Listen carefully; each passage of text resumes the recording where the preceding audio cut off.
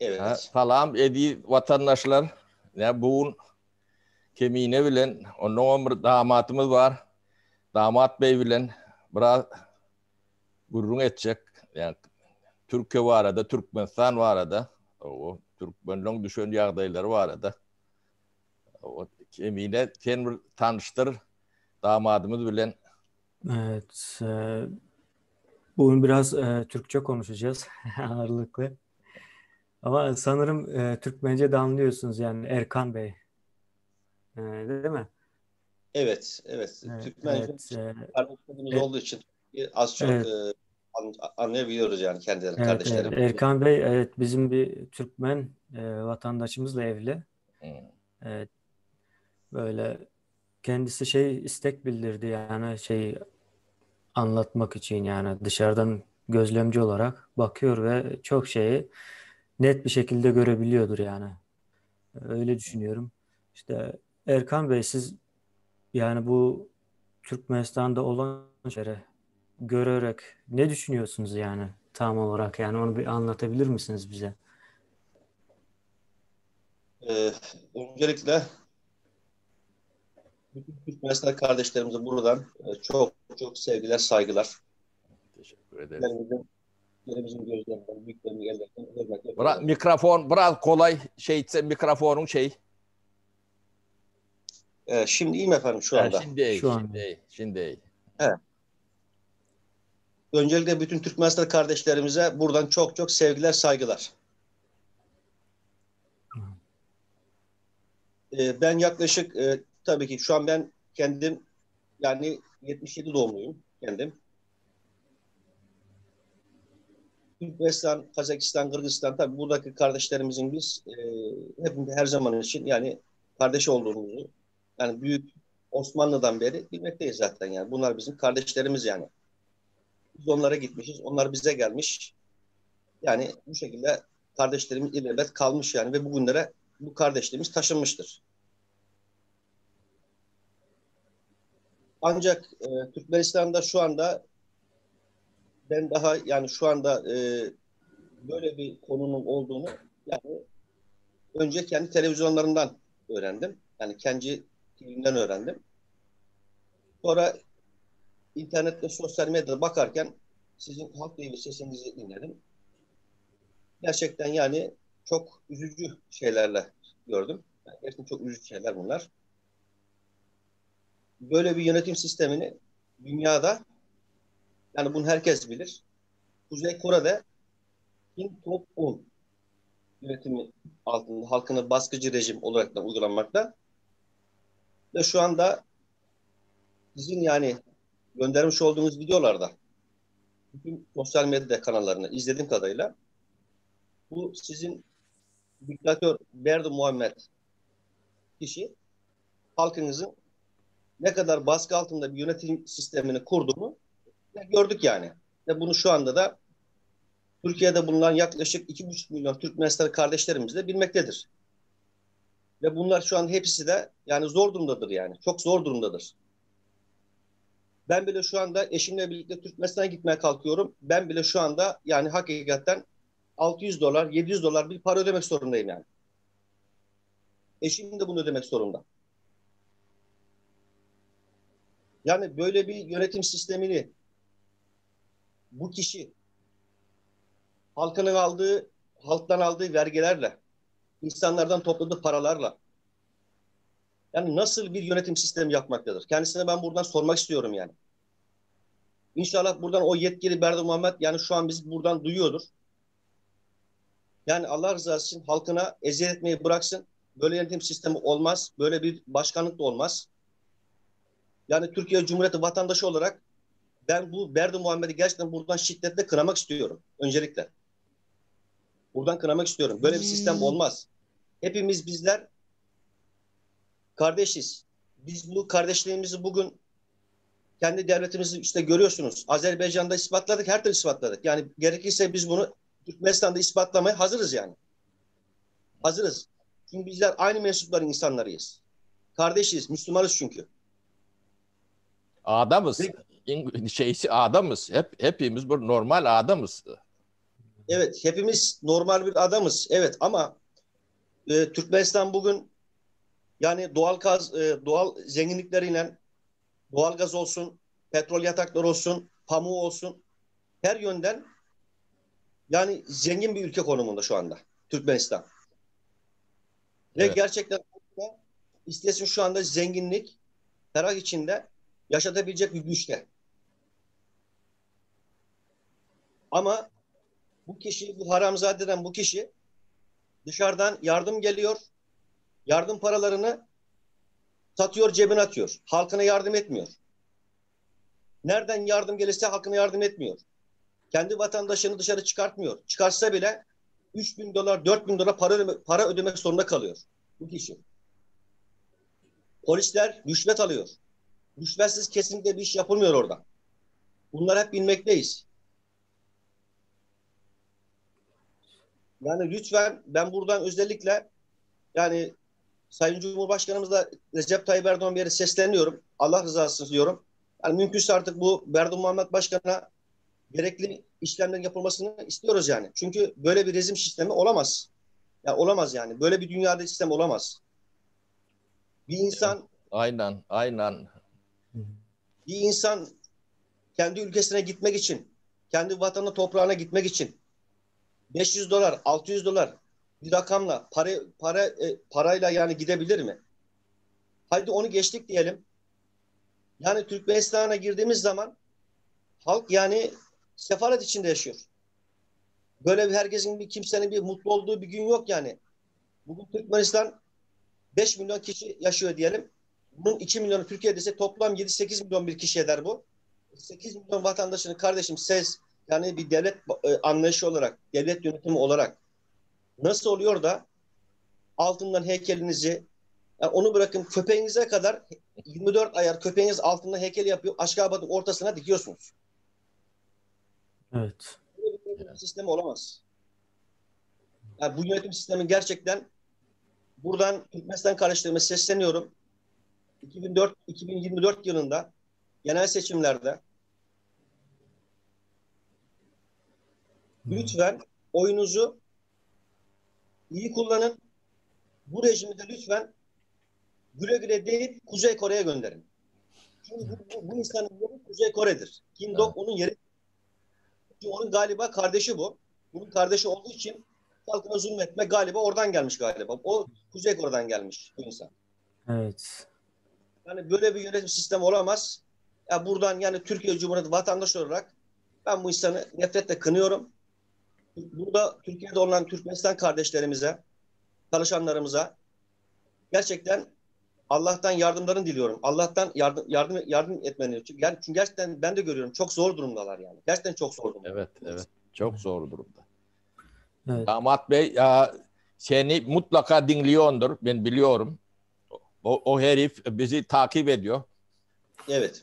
Günlük senin sesini duymuştur. Evet. Damat Bey, şimdi Türkiye'de aynı durum, aynı yönetim olsa insanlar ne yapardı?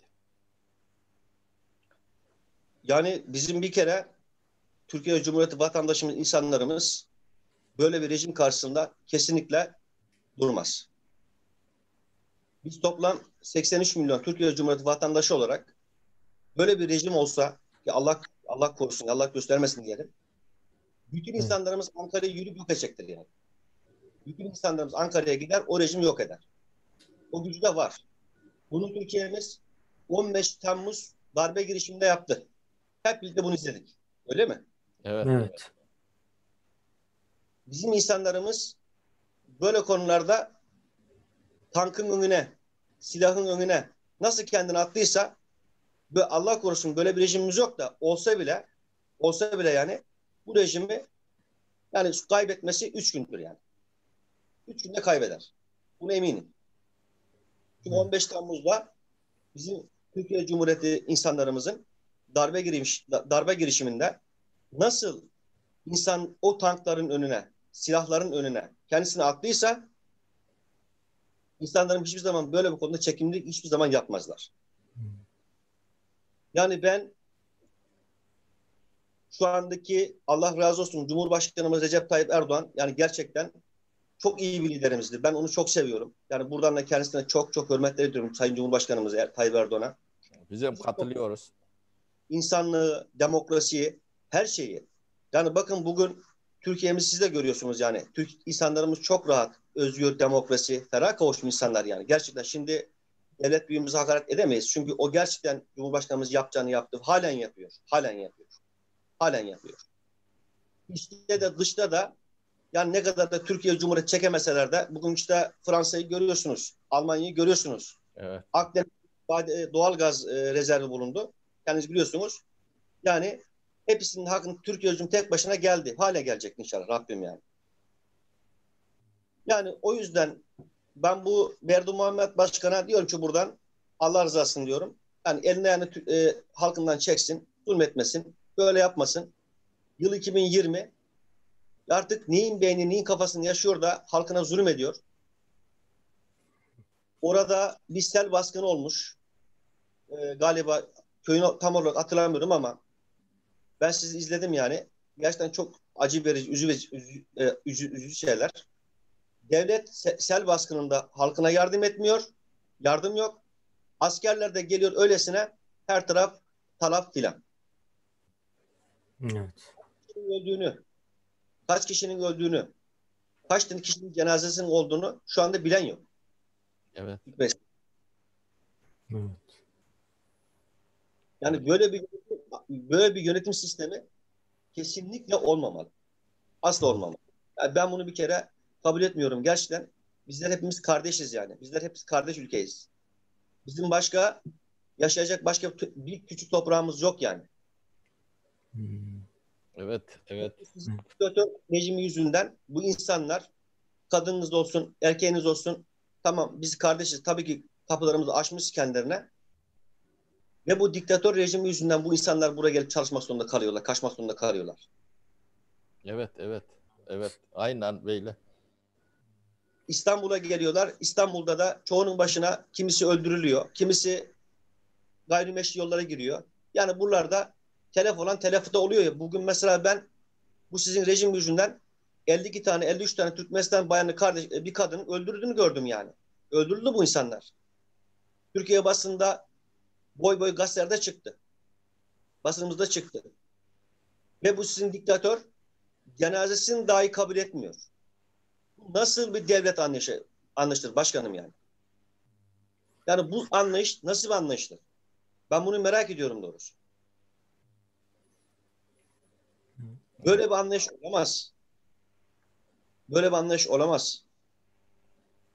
Yani sanki o Berdu Muhammed Başkan bu dünyanın ölümsüz olduğunu zannediyor. Yani biz bu dünyada ömür boyu yaşayacağız. Çaldığımız, çırptığımız yanımıza kar olarak zannediyor ama yanılıyor. Yanılıyor. Kulun laneti olmasa Allah'ın laneti var. Evet. Evet Erkan Bey. Yani gördüğünüz gibi yani çok farklıdır yani Türkiye ile karşılaştırıldığında. Yani Evet. akıl almaz bir şey var. Evet. Fark var. Evet. Yani Bizim böyle bir bilmiyoruz, anlamıyorlar. Şimdi evet. Türkmenistan'ın durumu bu diye ben İsveç'te yaşıyorum. Arkadaşlar Evet. anlatıyorum.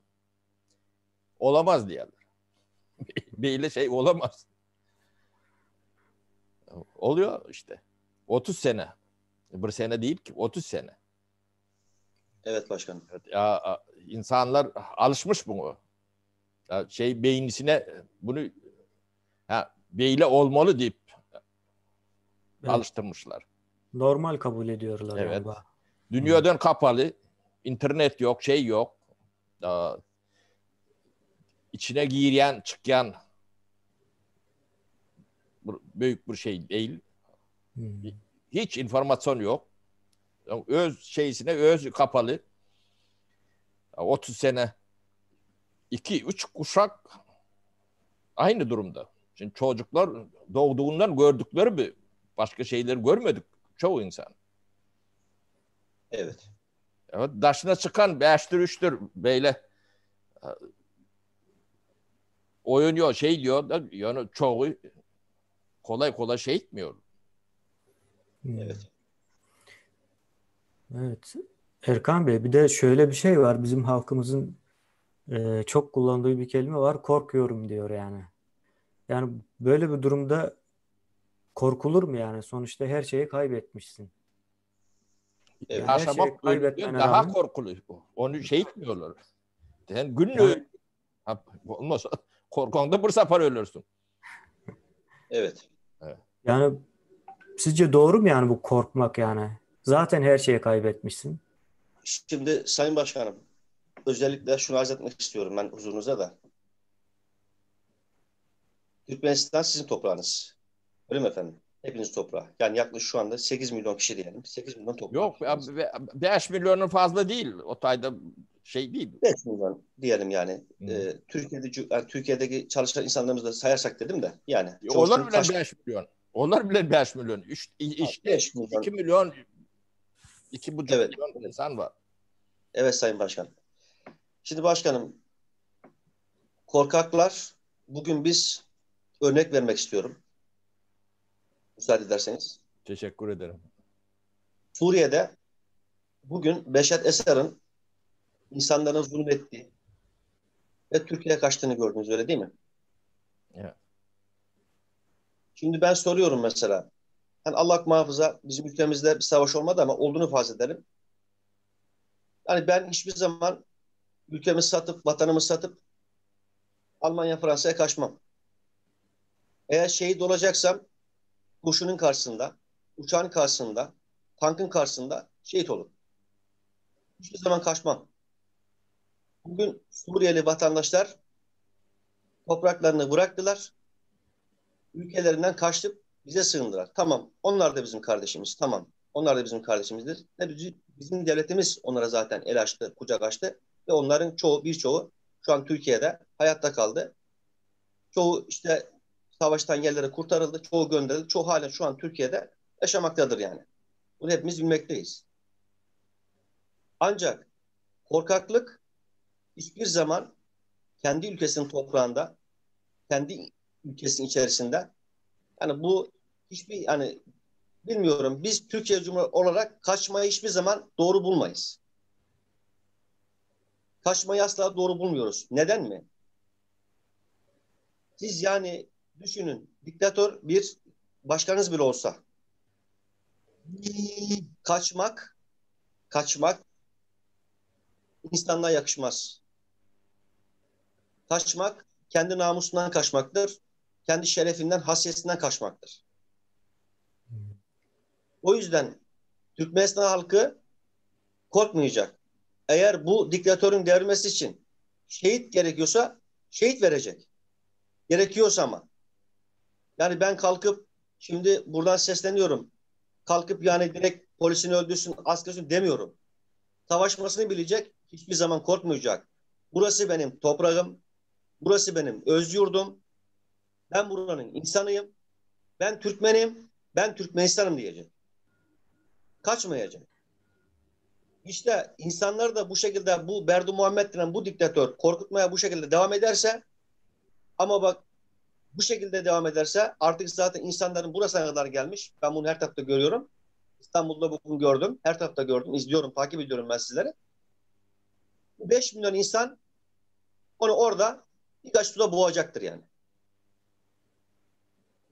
O Evet. zaman Muhammed Bey ondan korksun. 5 milyon insan kendisine ayakla saldırmaya kalkarlarsa, yani iç savaşa doğru çıkarsa ülke, Türkmenistan, o zaman kendisi artık bilmiyorum nereye kaçar. Nereye gitmeye çalışır. Yani onu da hesap etmeli. Ona göre hareketlerini atmalı bu Berdimuhammed Başkanı siz. Ve Türkmenistan halkı, yine söylüyorum, hiçbir zaman korkmayacak. Korkmamalı. Korkaklık insanlık değildir. Korkaklık toprağımı kurtardık değildir. Korkaklık vatandan kaçmak değildir. Cesur olacaklar. Yürekli olacaklar. Bilekli olacaklar. Savaşmasını bilecekler. Ne olursa olsun. Kimse evet, ben bazen duyuyorum işte halkı tehdit ediyormuş galiba, anladım. İşte Facebook yasak, Messenger yasak, WhatsApp yasak, internet sınırlı, sokağa çıkmak belli zamanda yasak Türkmenistan'da. Böyle bir şey var. Evet. Korona korona demek yasak. Efendim ben mesela şimdi araba kullanacağım. Arabanın rengi beyaz olacakmış. Arabanın rengi beyaz olacakmış. Ya bu nasıl bir sistemdir? Ya ben arabam değil, benim değil mi kardeşim? İster yeşil kullanırım, ister kırmızı kullanırım, istersen mor kullanırım yani. Evet. Araba benim değil mi? Evet. İsterim kullanabilirim yani. Eğer ki siz demokrasiden tarafı, demokrasi tarafından tavır aldıysanız siz ülke başkanı olaraktan bunu yapmalısınız yani. Evet. Kendisi beyefendi yeşil o trilyonluk spor bir arabaya binecek. Onu gösterecek. Ama halka diyecek ki ben siyah araba istemiyorum. Bütün Aşkabat'ın, bütün halkımın arabası beyaz olsun diye. Yani böyle bir yönetim sistemi hiçbir zaman olmamalı. Olmamıştır. Ve ben gerçekten şu anda hayretler içine bakıyorum. Evet. Evet. Akıl almaz. Hayretler içine bakıyorum. Yani böyle bir sistem nasıl olabilir? Yani tamam hani bazı insanlar derler ki ya ben bir turistik geziye gideyim ama nereye gideyim? Güney Kore'ye mi gideyim? Kuzey Kore'ye mi? Aman Kuzey Kore'ye gitme. Neden ya? Oraya gidersen bir daha sağ çıkamazsın valla. Öyle bir rejim var ki Kuzey Kore'nin. Girmek de yasak, çıkmak da yasak. Kendi halkı Kuzey Kore'nin açlık ve sefalet içinde ama kendisi sarayların içerisinde yaşıyor. Bunu bilmiyoruz. Bunu şu anda bir ben bilmiyorum. Şu an bunu tüm dünya biliyor. İşte sizin bu diktatör Berdi Muhammed de onun ikiz kardeşi işte dünyada. Evet, İkiz evet. olabilirler Onu onlar. geçirmiş. Halatları onu bile geçirmiş. Evet, evet, evet, evet, evet başkanım. Yani başkanım az önce kardeşimizin soruna cevap vermek istiyorum. Evet, bu konuda evet Türkmenistan kardeşlerimiz hiçbir zaman korkmayacaklar. Soğukkanlılığını koruyacaklar. Bu diktatörü yıkmak için hep birlikte şu anda başkanım sizin bu yayınınızın çatısı altında toplanacaklar. Bugün Almanya'da, Fransa'da, Amerika'da hatta Japonya'da bile Türkmenistan kardeşlerim olduğunu ben biliyorum. Onları da buradan çağırıp lütfen gelin bu hareketinize katılın. Kardeşlerinize ses verin. Eğer ki yani şu anda gidişatı gerçekten ben iyi görmüyorum. Şu anda Türkmenistan halkı bir dağılma sürecine girmiştir. Eğer ki birlik olmazsanız, beraberlik olmazsa bu diktatör emellerine, hedeflerine ulaşacaktır. Ama hep birlikte beraber, birlikte olursak yani Türkmenistan halkının eminim aşamayacağı engeller yoktur. Bu engellerin üstünü aşacaktır. Ve 2004, 2005, 2025 yılı Türkmenistan için yıllar boyu bayram günü olacaktır. Ya nesip. Ya nesip. İnşallah. İnşallah. Yani İnşallah diyenlerin hepsi bu olur. Damat Bey iyi dilekte ol. Biz bilen temasta ol. Ara sıra çıkıp düşündük şeylerini taştan görme, değişik göz bilen görmek daha biz bu şeyler bilen alışmışık. Biz diysek diymesek de Evet. fazla şey etmiyorlar. İnsanlar bunu gün ne görüyoruz diyorlar. Değişik insandan değişik fikirleri karşından nasıl görünüyorunu bilmek çok önemli. Onun için Evet başkanım. çok çok teşekkür ederim. evet. Başkanım ben çok çok teşekkür ederim. Başkanım son olarak şunu söylemek istiyorum. Bu diktatör bir de sizin orada asgari ücret 30-40 dolar. Yani en fazla bir Türkmenistan vatandaşı bugün Türkmenistan'da ne iş yaparsa yapsın en fazla 60-70 dolar para kazanmaktadır. Yani ben soruyorum bu Berdi Muhammed diktatör bu kadar almış halktan aldığı vergileri yardım paralarını satıyor cebine indiriyor. 24 som altından heykelleri altından heykeller dikiyor Aşkabat'ın ortasına. Soruyorum buradan. Yani ne olur yani her insanını asgari ücretini 500 dolar yapsa oraya fabrika, iş, sanayi sahasını her türlü konuları geliştirse bu insanları buraya sevk etmese ve bu insanların başına bu şekilde bu olaylar gelmese olmaz mı diyorum yani. Türkmenistan halkı yani Türkmenistan topraklarının zengin çok bir sürü kaynaklarını az önce söyledik. Yine söylüyorum. Çok güçlü kaynakları var. Her bir Türkmenistan kardeşimizin askeri ücretini $500 yapacak güçte ve kabiliyettedir. Hepimiz Daha bilmekteyiz yani. Daha fazla. Evet. Daha fazla. Daha fazla. Yani ben sadece ekonomi olarak ortasını söyledim. Yani bugün bir gerçekten $500 bir asgari ücretli çalışan olsun Türkmenistan'da, inanın bakın bugün buralara bile çalışmaya dahi gelmezler kimse. Yani ben mesela şahsen oraya gitsem, böyle bir kazancım olsa ben de girerim işte, çalışırım ve buraya gelmem yani. Neden geleyim? Çünkü rahat yaşıyorum ben orada. Evet. Her şeyimi rahat yaşıyorum yani. Evet. Çok Yani diyeceklerim başkanım bu kadar, ama yine diyorum, kardeşlerimiz soğukkanlılığını korusunlar. Hiçbir zaman pes etmesinler. Yurt içinde, yurt dışında bütün kardeşlerime sesleniyorum. Birliğe, berliğe, beraberliğe buraya kendilerini davet ediyorum. teşekkür İnşallah. ederim. Teşekkür İnşallah. ederim. Damat, çok teşekkür ederim. Sağ ol. Erkan Bey, gerçekten ağzınıza sağlık yani. Çünkü dışarıdan, yani Safar abim dediği gibi, dışarıdan gören göz farklı oluyor yani. İster Evet. istemez. Şimdi biz sistemin içinden çıktık. Değerleri de aynı şekilde. Yani biz sistemin içinden çıkarak sistemin içinden çıkanları anlatmaya çalışıyoruz. Tabii o ne kadar etkili olabiliyor bilemiyoruz ama Evet. dışarıdan e, görerek, izleyerek bunu anlatmak daha da farklı oluyor. Yani siz gerçekten bunu yapabildiniz yani bence bugün. Evet. O yüzden ağzınıza sağlık diyorum yani. Sayın Başkanım, Sayın Yönetici Kurullarım, ben size çok çok teşekkür ederim. Özellikle beni böyle bir yayına davet ettiğiniz için çok teşekkür ederim. Ben de bir şeyler, eğer ki Türkmenistan kardeşlerime bir şeyler yapabildiysem, buradan yetkililere, Türkiye Cumhuriyeti Başkanımız Recep Tayyip Erdoğan bile şu anda inşallah sesini duymuşlardır kendileri. İnşallah Rabbim hepimizin yar ve yardımcısı olsun. Kardeşlerimiz ayakta kalsınlar. Soğuklarını korusun. Hiçbir şeyden korkmasınlar. Hiç kimse yoksa onun arkalarında Türkiye Cumhuriyeti biz varız. Biz kardeşlerimiz var. Unutmasınlar bunu hiçbir zaman.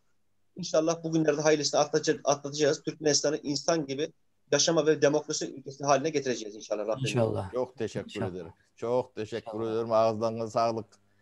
Şimdi Evet. bunu gepleşip kutorayeli kemine. Aha, tamam, burada bitirelim. O İlleşler köp sağ olun. O sağlıkta görüşelim. Damat Evet. Bey, tekrar teşekkür ederim. Sağlıkta Evet. görüşelim. Sağ olun. Başkanım ben çok teşekkür ederim. Esselamu Aleyküm. Selametle. Allah'a emanet olun. Türkiye'den sizlere çok çok sevgi ve saygılarımla. Sağ olun. Sağ olun.